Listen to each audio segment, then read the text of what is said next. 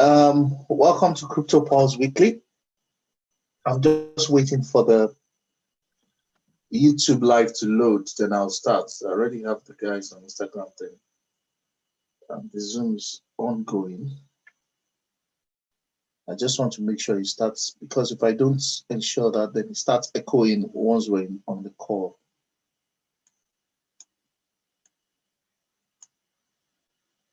Okay, fantastic. Yeah, so let's get going. Good evening, everyone. Welcome to Crypto Pulse Weekly. As earlier mentioned today, we will pay specific emphasis on volatility and just talk around it while we go through our normal series of events on Crypto Pulse Weekly. So welcome to Crypto Pulse Weekly. Today, as usual, we'll talk to you on market updates, crypto vital signs, crypto drip, and question and answer. As you might have noticed, we have gone back 1 hour in the UK the last weekend, so it starts earlier for us. It's still 7:30 p.m. West African time every week, coming to you every Friday. And then we will look at the issue of volatility on the market and take questions and answer at the end of today's session. So let's get started. There's a lot of news I need to go through today because, to be honest, so many things have been happening. Like, it's unbelievable how much activities has happened in the cryptocurrency world in the last 2 weeks. So many things. Each of these activities or each of these news on its own was enough to cause a spike in the price of Bitcoin, just each of the activities. And you see what I'm saying very soon. So to start with, we opened the week with Bitcoin breaking and sustaining 13,000, which was a surprise to everyone because everyone felt, after we tested to 13,000 like 3 times last week, we were going to go back to maybe like 11 or 10,000. But what we saw was that not only did Bitcoin break through 13,000 now seems to be the new support, which is significant it's significant, to be honest. I'm not trying to be optimistic. I'm just, looking at what the market is saying and what the prices are saying. And believe you me, it is significant. We've seen that it broke down this week. I think it was today. Over the last 24 hours, it's dipped and immediately got filled up. And what I was telling someone was that there are too many buyers now for the price to have a sustained fall. That even if the stock market crashes tomorrow, there is a likelihood that in 24 hours, the price of Bitcoin will be back to its previous position, because now there are too many buyers. And you see what I'm talking about in a few moments. So in terms of regulation, we've seen major banks, you see as in the coming slides, you see major banks making moves towards Bitcoin, central banks taking positions on Bitcoin. Then we've seen a lot of drop in altcoins. And of course, so many people have, talked to me about, what's happening to the prices, why are altcoin prices going down. It's a natural phenomenon, let me just say that, in the cryptocurrency world, that when Bitcoin prices are going up rapidly, it sort of sucks out life out of every available altcoins. And the reason being that the biggest holders of altcoins also happen to be huge holders of Bitcoin. And many holders of Bitcoin actually buy altcoins when the prices are down, so that's to profit more and gain more Bitcoins when the prices go up.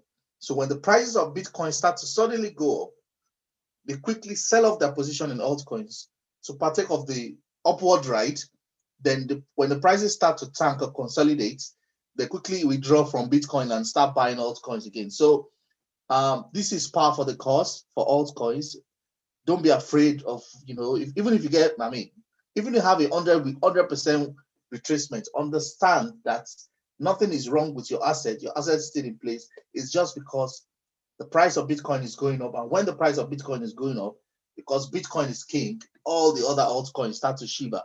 There are some of them that correlate with Bitcoin's movement. So coins like Ethereum and Litecoin tend to want to move like Bitcoin, but you will see that the impact is felt more when the tide changes on either of these. So if you if you see Bitcoin dropping sharply and it drops maybe 5%, check Ethereum. Ethereum's probably dropped like 15%.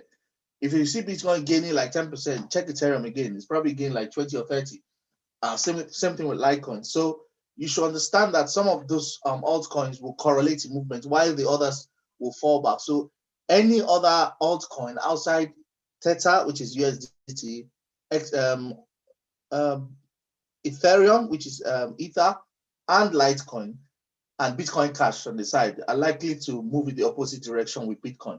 So that understanding helps you to know what the market is likely to do. So for instance, as we will see on the charts very soon, it looks like we're on the verge of a major breakout, because if we sustain 13,500, which is where we are now, and we don't break down, it means the only place left to go is up. So let's sit back and relax and go to the news that we have today. And one of the very interesting ones was this one about JP Morgan. So JP Morgan made a 180-degree turn on the issue of Bitcoin, and I'll explain what that means. In 2017, the CEO of JP Morgan came out and said that Bitcoin was a fraud and was a scam, that anybody that is serious-minded should not be involved in buying or trading Bitcoin. He also said that he considered it very stupid, even though he came back about 3 months later to say actually he was wrong and he didn't really understand much about Bitcoin then. I think it was bullshit, because what happened there was a lot of people sold off their Bitcoins, and the big boys got to buy huge amounts of Bitcoin for lesser than the value. So after they bought back, then the guy came back and said they were sorry that no, it wasn't exactly like that. Now in 2020, you have JP Morgan advising their customers, saying Bitcoin is a valid asset class, and as a matter of fact, seems to have more upside than gold in the near future, and might double or go 3 times its actual current value. At the same time, they launched their own JP Morgan coin called JPM coin. Now, between 2017 and 2020, what's been happening is they created an entire division to research and manage blockchain, a whole legal entity actually, with a separate MD. So they created their own blockchain. Now they've launched JP Morgan coin or JPM coin of that blockchain to do interbank transfer within their bank. Of course, they will try to sell it at some point or the other on the open market for for some profits themselves. So it's intriguing that one of the biggest institutional banks in the world has made this 180-degree turn in less than 3 years, essentially. So this is huge. This is huge. This is one of the things that has refused to allow Bitcoin price to come down, because if JP Morgan is saying Bitcoin is an asset, nobody else can say anything else. I mean, there is nobody else. JP Morgan is one of the biggest banking conglomerates in the world and one of the leading in the United States. So this is a massive news. On a good day, this news on its own has the potential to send the market into 20,000 and more on a good day. If it wasn't that we have a lot of counter trading on the exchange, and what you call derivatives that trade against the price of Bitcoin going up there. So you have features, you have derivatives that trade Bitcoin shorts. If not for that, you should have seen Bitcoin already around 25,000 on this news alone, because this is pivotal. This is like Bank of America coming out to say, guys, you know what? I think this is a good idea. So now, because of this, a host of other banks who are either too reluctant or afraid to come out have suddenly started to show their hands, and I'll show you. One of them is the bank of before we get to that, let me talk about Avanti. Avanti Financials used to be a financial services company. Now they've joined Kraken. If you remember, in August we talked about Kraken obtaining a banking charter in the state of Wyoming in the United States. So they joined Kraken in getting a banking charter so that they can offer crypto services. And they got an anonymous approval from the state board to start trading like Kraken. So that's the second bank in the same state in less than 3 months that will be offering cryptocurrency services. Now, let's not forget that in the midst of all this, PayPal also has joined the mix, and actually, one of the major influencers actually showed their screenshots on the demo transaction they did, trying to buy Bitcoin on PayPal. So PayPal is already in the mix. They're going to be offering crypto for sale, I think from November in the United States. Then it will probably go global in 2021.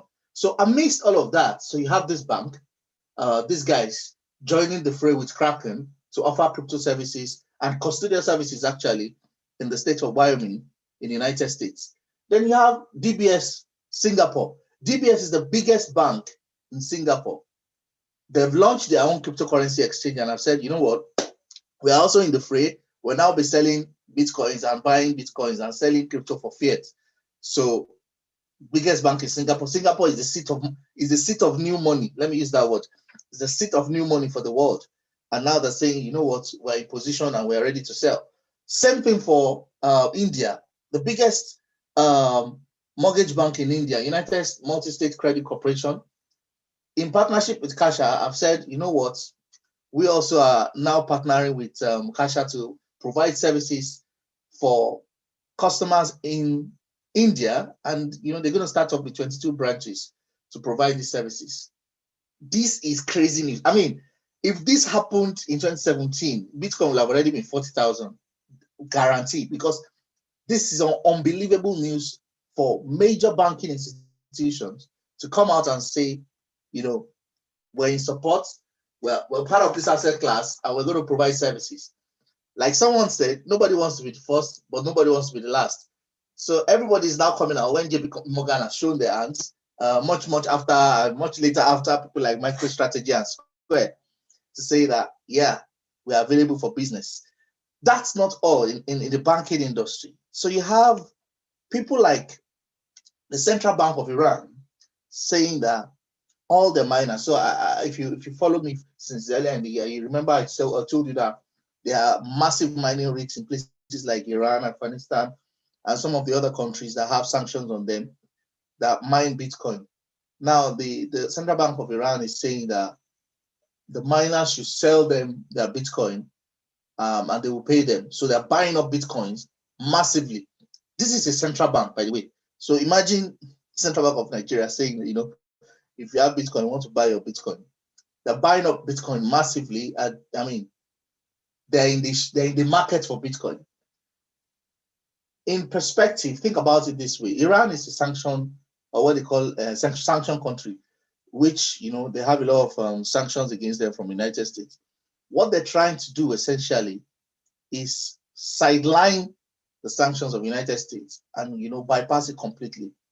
Now, why is this important? This is important because this particular move starts to take the power away from the United States in their ability to regulate. Because now, before now, all international interbank settlements need to go through, the IBS in New York. So all settlements for oil, everything needed to go through the United States. But this particular move, and the ones that China has been doing since the beginning of the year, automatically takes the leverage away from the United States. So this is massive. It might not sound like good news because people say, "Oh, Iran is a sanction country linked with terrorism and all that."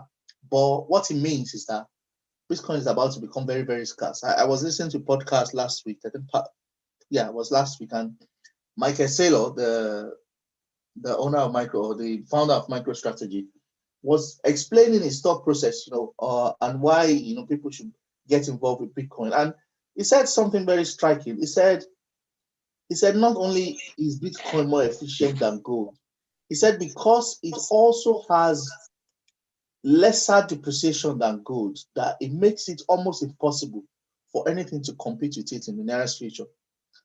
So, like I told somebody, if you don't have Bitcoin, at least make sure you have some crypto, because whichever way, if Bitcoin grows, all the other cryptos will eventually grow.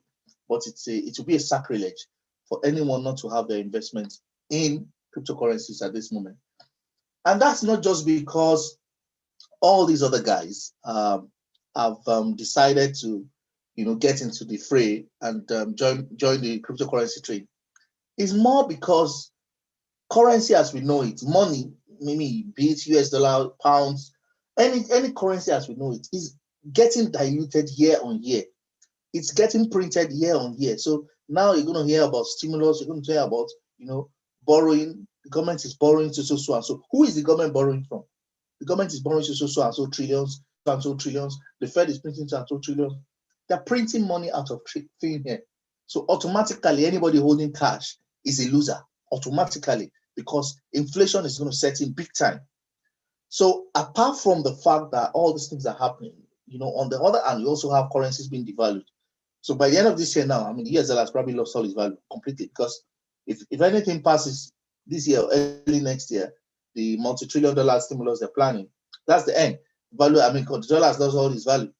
So everybody is looking for a position to hedge their currency, a position to hedge their assets.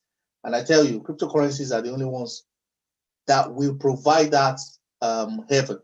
Let's get on to cryptocurrency, Crypto Vital Signs quickly, so that I don't run out of time today. And take a look at what we are seeing on the market. So right now, we've had an increase of 2.6 billion between now and last week. We've had an increase of $2.6 billion in the crypto markets. Equities markets seem to have gained a little as well. And in addition to that, you'll notice that altcoins have dropped 8 billion. So if you are looking for all the money that left altcoins and why your altcoins are looking in red, it's because altcoins have lost 8 billion. Meanwhile, the overall cryptocurrency market has gained 2 billion. So if the overall cryptocurrency market has gained 2 billion, so there is $12.6 billion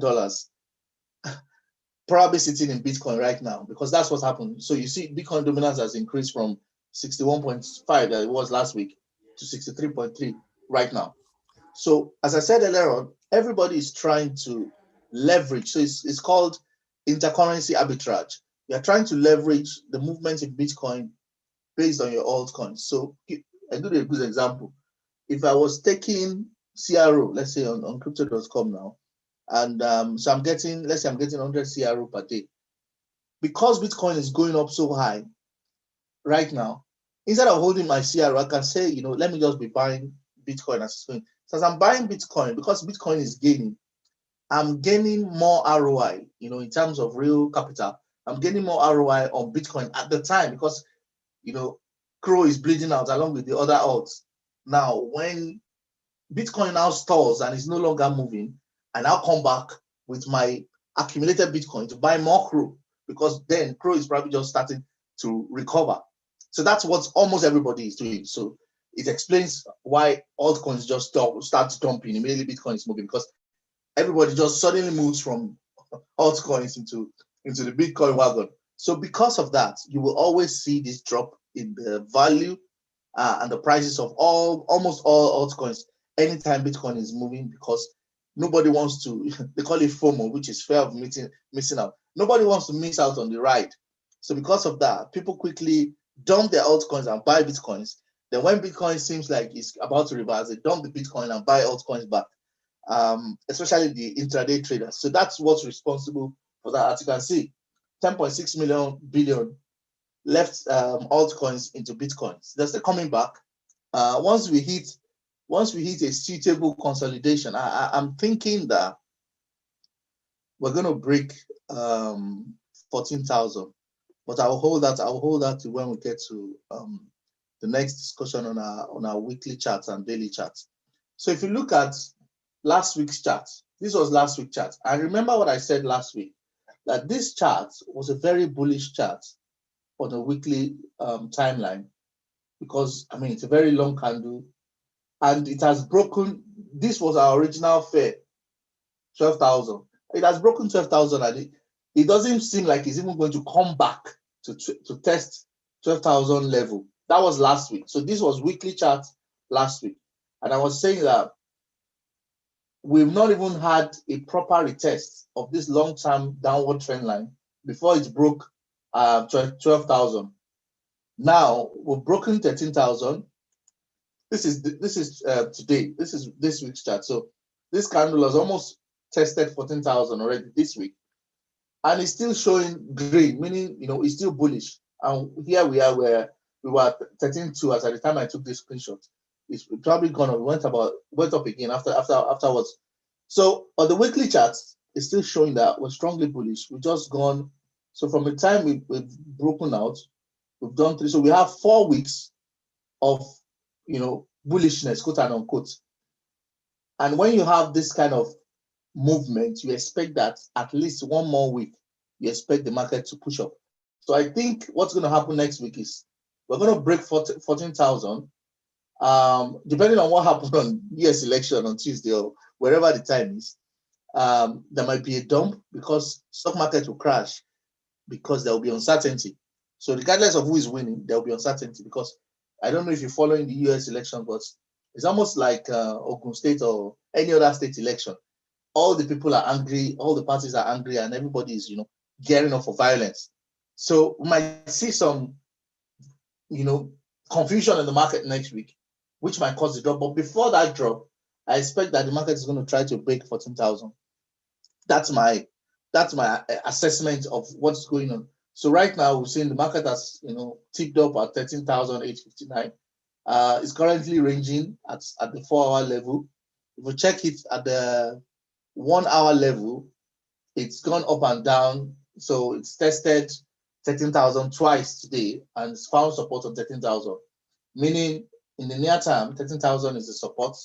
The price is probably going to remain at 13,000 till other buy pressures come. Remember that weekend you have lower liquidity. So if anybody comes with big money to buy on the weekend, might wake up on Monday morning and see that the price is at 15,000. So as I said to someone, so he said, what do we do? I said, well, depends. You can choose to, if you have extra money, you can buy Bitcoin. Otherwise, you can buy altcoins. And the reason I say you can buy altcoins, altcoins are currently bleeding out. Like most altcoins are like off 50% or off 70% their original value. If I have some that off 40, that's almost off 60% of the price I bought them. But nothing to worry about because the market valuation of cryptocurrency is going up. And as I said, we've gained an additional $2 billion in the last 1 week on the market. So right now, we're getting into belief. We've left optimism. So now we've left optimism. We're on the tip. We're getting into belief now where the price is continually rising. May I say that if you know that, if you followed, you know that I share this particular chart all the time, so that we know where we are in the market. Because when you know where you are in the market, then it informs your behavior, it informs your attitude, and it informs your psychology. If you don't know where you are in the market, then you are lost on context. It's like giving back to a child who doesn't know his family. That person will always feel lost until they know where they're from. And if you try to follow people who've been born into foster home or motherless home, you'll find out that many of them, especially on this part of the world, will always try to find out where did I come from, who was my father, who was my mother, what's my genealogy, because knowing where you're coming from gives you context and it gives you positioning. It helps you to look at the markets and take the proper decision. So if you know where we are in the market cycle, it helps you as well. Right now, the market is just on the brink of moving up. We've been moving up consistently now. This is October. We've been moving up consistently since the beginning of October. In terms of pure Bitcoin price, we've actually recovered from the fall in September, even though most of the altcoins are yet to recover. The reason most of the altcoins are yet to recover from the fall in September is because Bitcoins, it keeps going up. It's not been coming down and it's not stalled like it's stalled in June, July. So now it's going up. So what's going to happen is once it busts out of 14,000, then before you know it, it's already 18,000 in a very short while. Then by the time it's 80,000, everybody's like, oh, it's going to get to 20,000. Everybody wants to FOMO in. Then it gets to 20,000. Then all the people that have been holding for the past 2 years are going to sell off their bags of Bitcoin. And then it's probably going to drop back to like 16 or 15,000. But it's important that you know where you are in the market. And that's why I told somebody that if the whatever coins you're holding, if it goes to zero, just calm down. Understand that it's that stage in the market. It's going to be a different story by Q1 next year, for instance, because by that time, you will never see Bitcoin at 13,000 again. It's not possible. And I mean, it's not prophetic, but it's just what it is. I've given you how many, almost like 7 different banking institutions that want to buy Bitcoin now. Those are the ones that are coming out to say so. There's so many privately owned companies. There's so many, what's it called? Family estates and trusts that are looking for ways to hedge their wealth. And now you have big people coming out and saying, this is a good asset class that I think is going to hedge against inflation. So it's going to drive the price crazy. So whatever cryptocurrency you have now, my honest advice is please hold for their life. I mean, don't even look at it. Even if it goes to zero, just hold, because what looks like worthless today could make you a millionaire tomorrow. Quote me.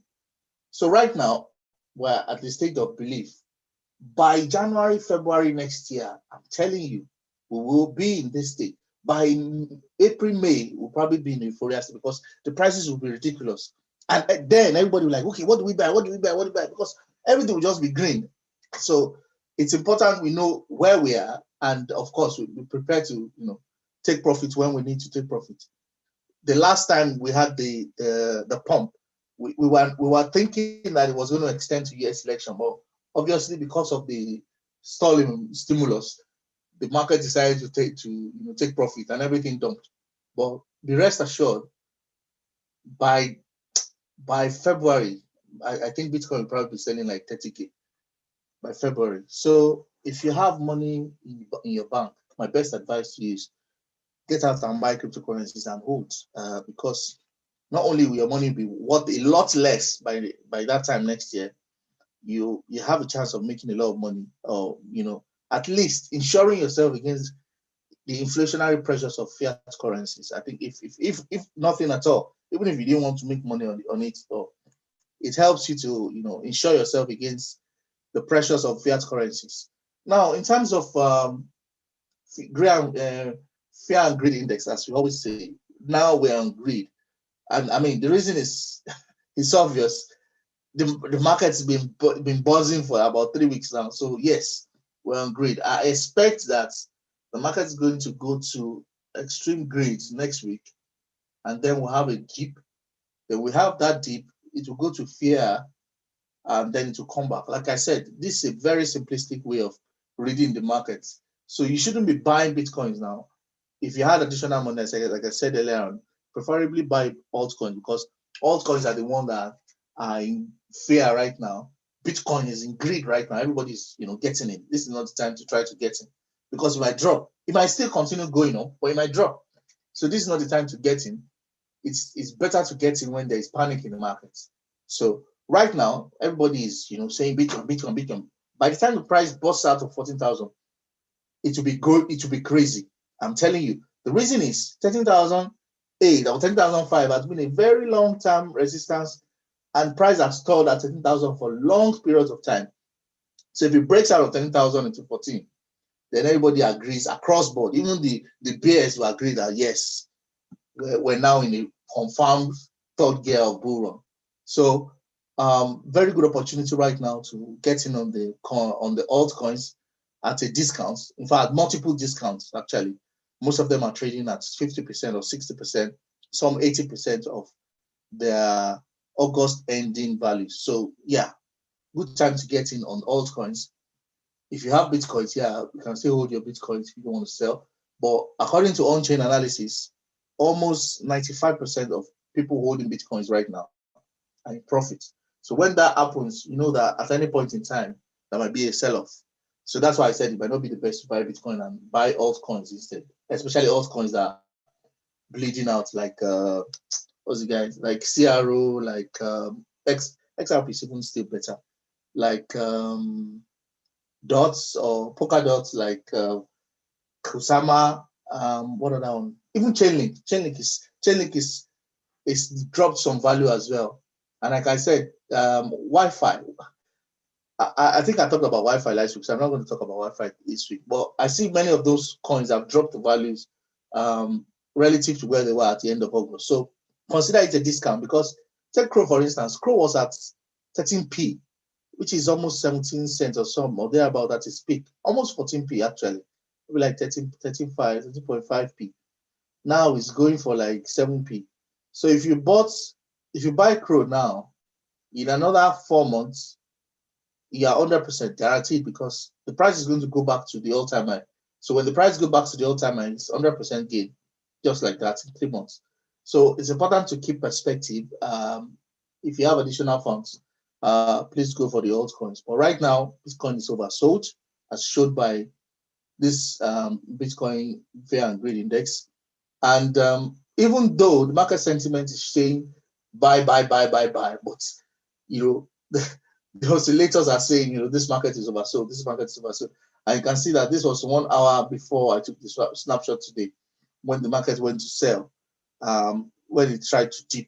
But the market is overbought. Sorry, I meant to say not oversold. The market is overbought.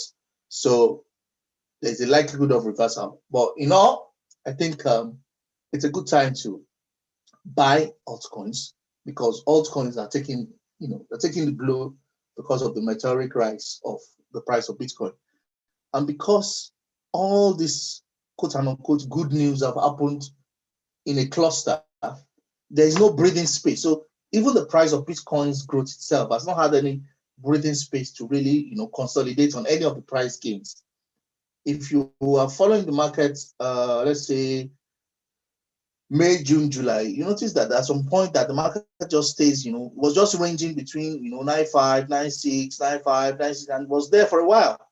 And was ranging between 95 and 10.5, and was there for like 8 weeks. But all of a sudden, we have a situation where in the space of 3 weeks, the price has gone from 9,006 to 13,008. Now that's huge. So it's going to take a while for the market to adjust to that rise in the level of price of Bitcoin. So in terms of I think I've done well today. I was going to keep it very short.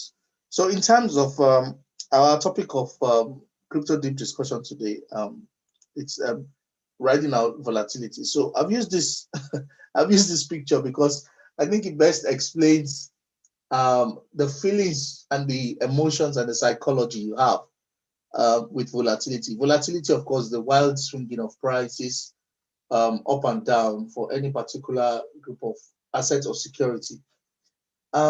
It's a good thing because volatility means there's a lot of money to be made. It also could be a troubling thing for new investors because you might think that your assets or your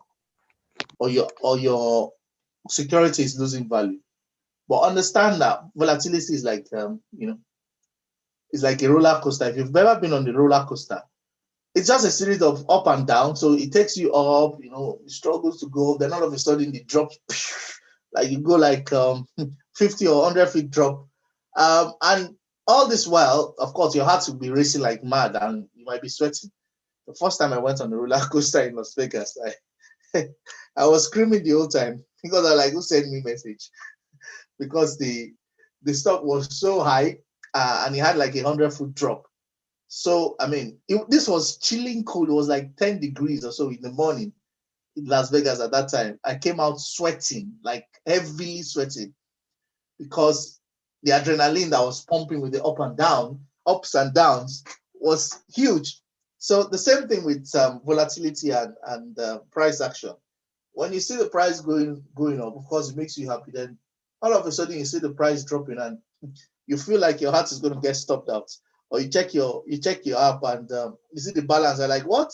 Who stole my money? But really what's happening is the price is correcting itself for bigger moves. So the way the price moves is almost like a sinusoid, which, it has peaks and it has troughs.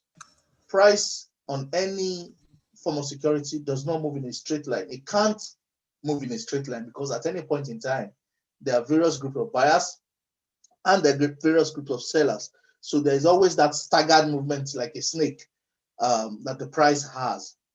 And because of that, people who are not aware of this unique behavior of prices usually end up selling off when the price drops.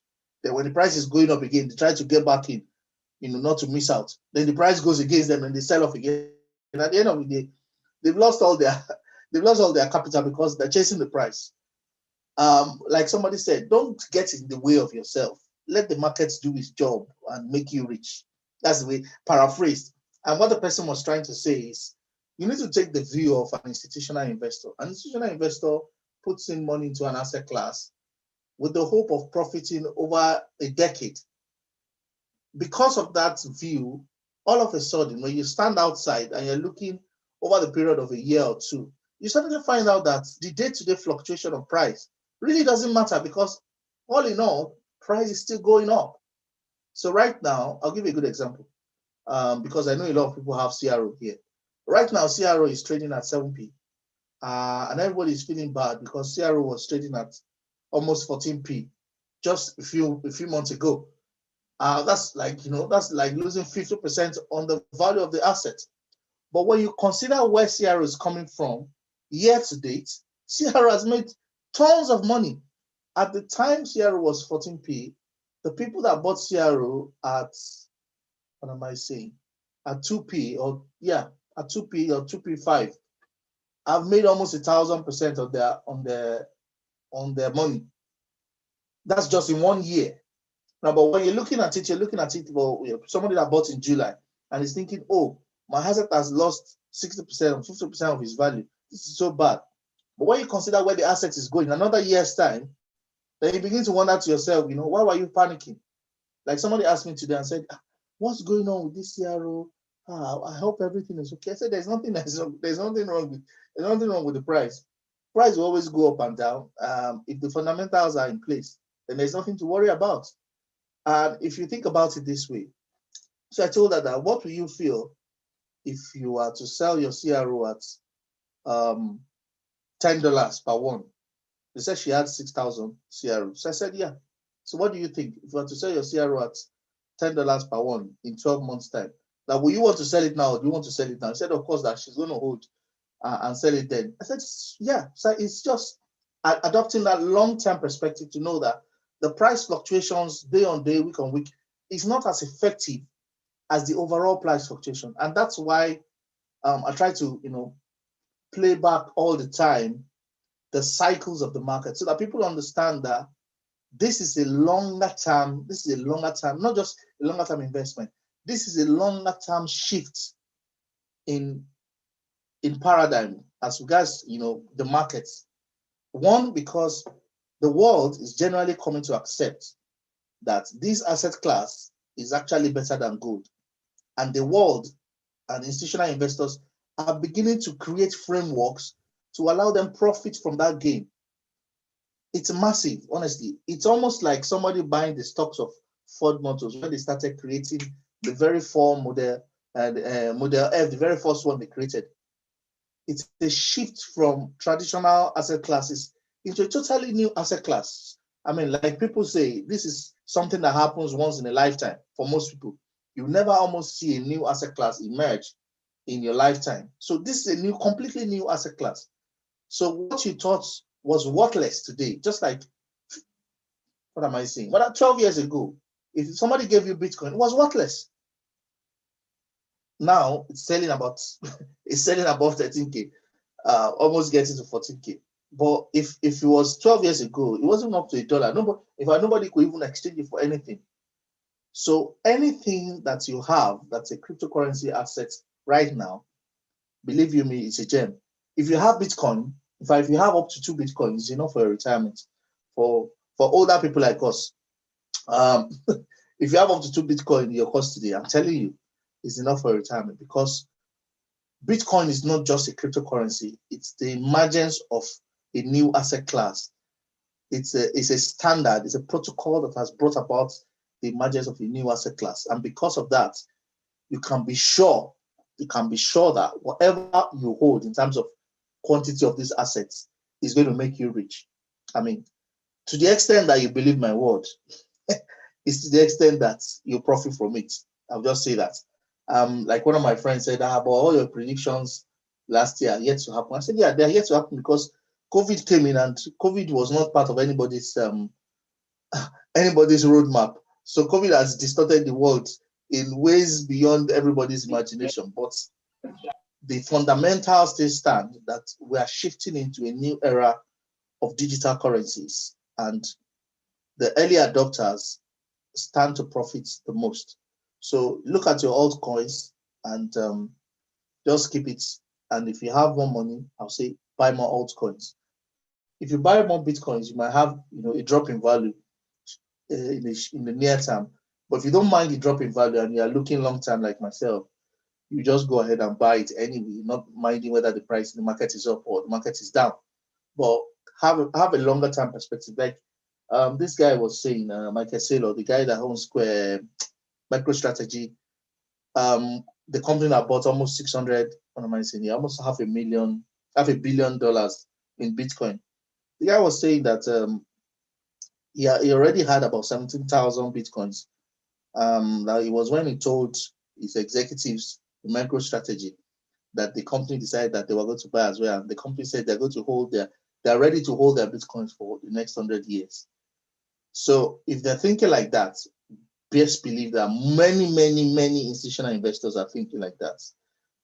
And to be honest, I don't see any other way in the current climate that we're in. Economies are beginning to fail because of COVID, and governments have decided to pump money like mad. First was US saying they were going to pump trillions into the economy, 6 trillion. They made initial deposits for that. They want to do another one now. Germany has come out to say, you know what, if your company is going to shut down because of COVID, we'll pay you 75% of your company's annual revenue from the previous year. And if you're a big company, we'll pay you 70%. So the countries are printing out money at massive scale. And it's just the resultant effect is inflation, meaning the purchasing power reduces. The prices go up, the purchasing power reduces. So if you keep your money in the bank, you're doing yourself a disservice. Like somebody said, the money you work for that has been taxed, that you keep in the bank, is your true money. But that if you keep it in the bank, you've just robbed yourself twice. Because not only has that money, gone through fire to get to you, you're not giving it to the bank, where the bank is just going to hold the money and devalue it and borrow it to other people. And the money is losing value every single day. It's losing value. So whether there's a global recession or not, currencies generally are going to suffer significant loss of value in the next 1 year. So because of that, it just makes sense to have a stable hedge that that it's not going to lose value. I mean, they're limited supply, so it's not like the government is going to keep printing every time. If I cast your mind back, lastly, if I cast your mind back to the 2008 financial crisis, when the company started, what's it called? The country started talking about quantitative easing. Now, they used those big words then because they didn't want people to understand what was really going on. But quantitative easing was essentially systematic issuance of money from the Fed. So they were printing money in batches to make the economy, they call it stimulus, to stimulate the economy. But essentially, they were diluting the value of the dollar. So the same thing is going to happen now. So your money is going to, your money in the bank is going to get more and more worthless. Not talk of Nigerian money. That's even worse because we're not even producing as much. So ours is even on a serious downward spiral. So please note that whatever volatility you have, whatever price drop that you have right now, is so that the price can go higher. Anytime you have a drop, and I said this at the beginning of September, using the example of a ram, that when a ram goes back in a ram fight, it goes back to gather momentum because the farther it goes, the more distance it has to run, and that means in physics it has more momentum. Given that the weight is constant, but it will have increased acceleration as because of that, it has more momentum to knock down the other ram. So when the prices go back or when the prices go down, it's to gather momentum. In a bull run, it's to gather momentum. So two things you need to keep in mind in closing. One, the bull run is now established. Usually to establish the bull run, like I said, in June, you have about 6 months period between halving and the established bull run where there's a cooling off. So if we start counting from May, we have June, July, August, September, October, November, which is Sunday, is the confirmed beginning of the bull run. So expect wild prices from next month. What we've seen now is just like a prelude to what's coming. But from next month, you can expect the price of Bitcoin to start skyrocketing. Thank you, everyone. Thank you very much for listening so far. If you have any question, hit me up on Zoom or put in your question on Instagram.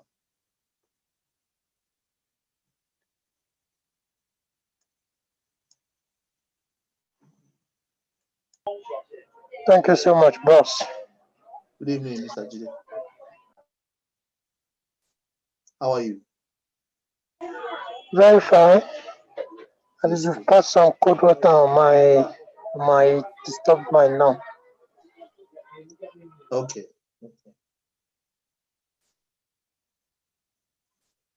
So if you have any question, please send me your question on Instagram. You can type your question. I'll just read them out and answer them. Thank you, Dr. Demi. Yes.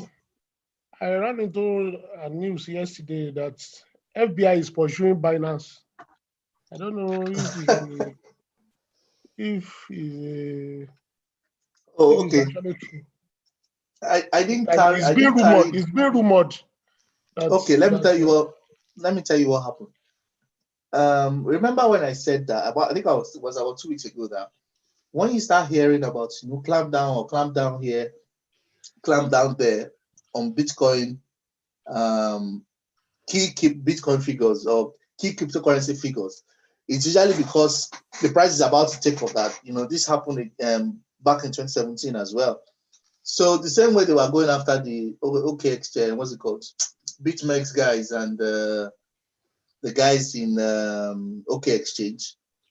Some guys in Forbes said they produced a report saying that their investigative journalists found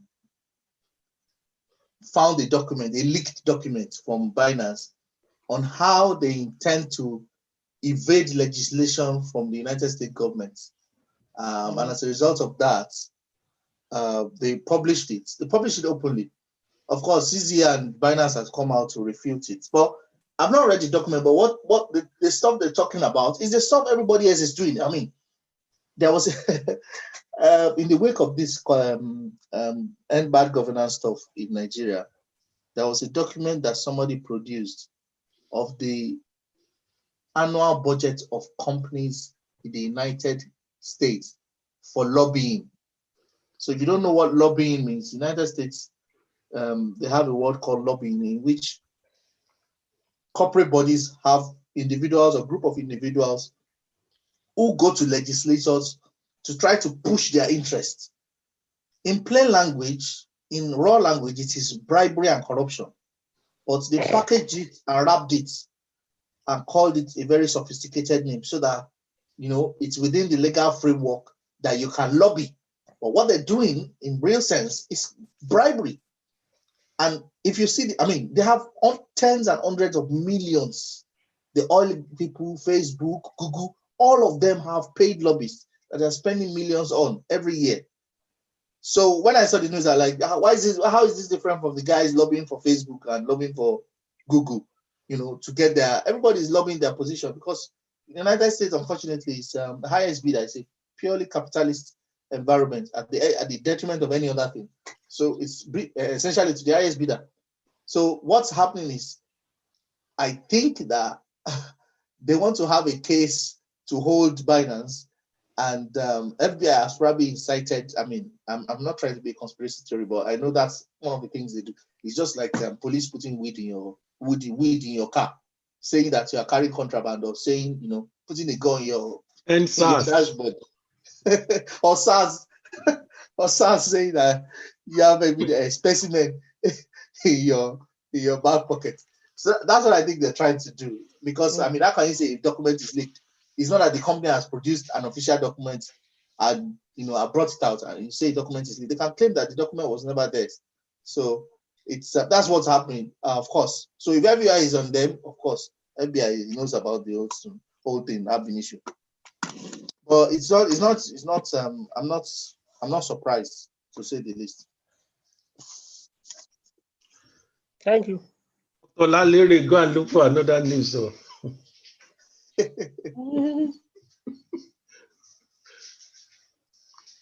So I think I think it was Mama Zita that asked me that what do we do with our crew? So transfer them to me. Mama Zita ti pẹ́, mo rí wọn lálẹ́ yìí. Mama Sita, okay, go ahead. I throw salute to everybody in the I house. catch him. I put him for pocket. Okay, sir. Doctor, I want to ask, what's the name of that exchange in Singapore? I'm a bit curious to know. Yes, It's the your bank. report. The bank is called DBS Bank. Okay. It's What the exchange? biggest- What exchange did they launch for their? Their own exchange. They want to launch their own exchange. They've not given us the name, Oh, but they have okay. come to All right. announce that they want to launch their own exchange to start selling us selling crypto. Okay, because that's an interesting. With the little I know about Singapore, it's Of an course. interesting financial point. Of So course. we should just put an eye on it. If you notice what I said, that Singapore is the hub of new money. I don't say that lightly because Yeah, probably exactly. a third of gold reserves in the world already mined gold is in the vaults in Singapore. So the very rich people, I don't know if many people know about this, but very rich people have a private vault in underground in Singapore where people are able to store their gold. So it's almost like people that have private lockers in some banks. Bullion funds. So, yes, so you can store your gold. I mean, these are like 10, 20 feet under the ground. You can store your gold with them. And they have customers from all over the world. I went to a conference back in 2019 or 2018, when the guy is one of the rich man, is one of those English rich men who's into real estate, was telling us about precious metals and precious stones trade along with real estate, and he was saying that he has his gold there as well, and that most people keep their gold there. So massive markets in Singapore for the rich people. So for now, for DBS to say they're going to start offering that service, it's massive. People don't know how massive Singapore is in terms of the monies that are not in the United States and United Kingdom are sitting in vaults in Singapore, including Chinese oligarchs' money. So it's huge. It's huge news. Mama Sita gbàlejò.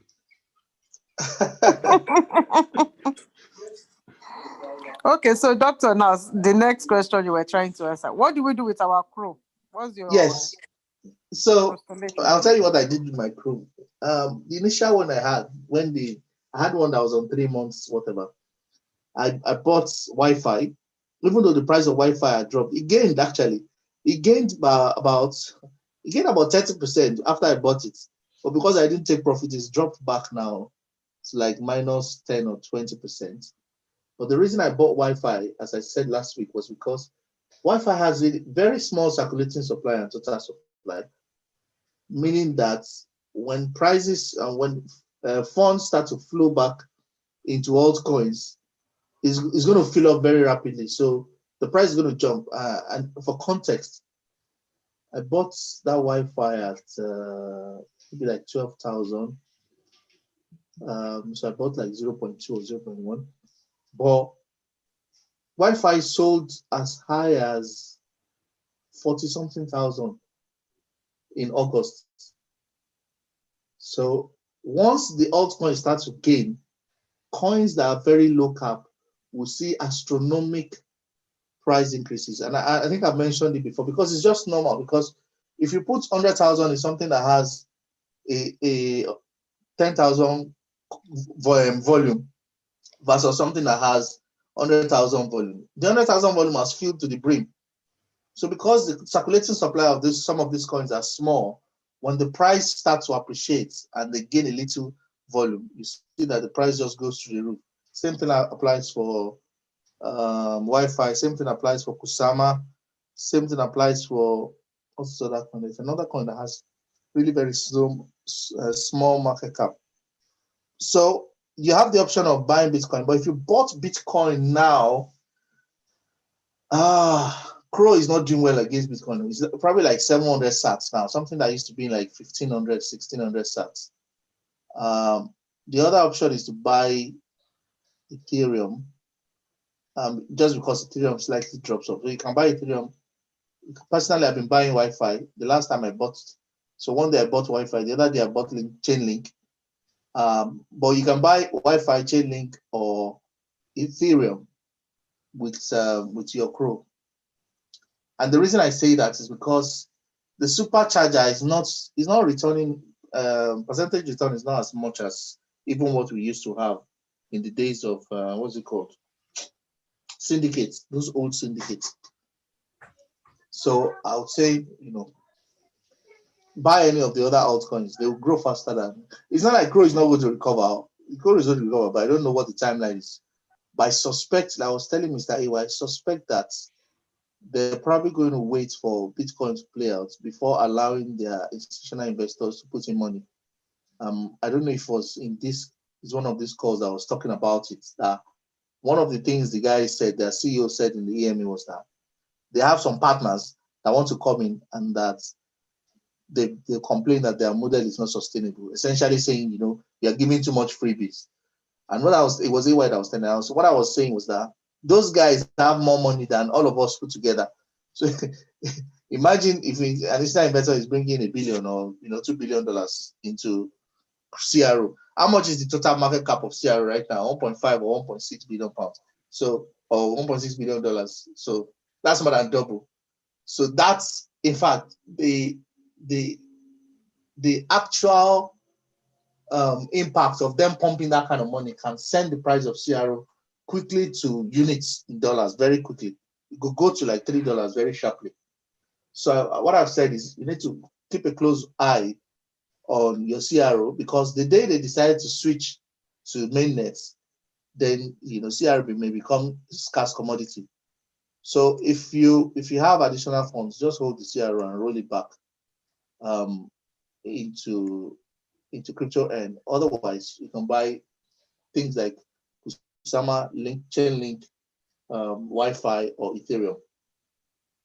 I hope I've answered that question. Yes, you did. Thank you. So Yeah, the one we used for, sorry, sir, the one we used for supercharger now, for example, they will return it now after the 10 years. Tomorrow we can withdraw it tomorrow. We can withdraw it from tomorrow. Okay. Yeah. And the allocation have started.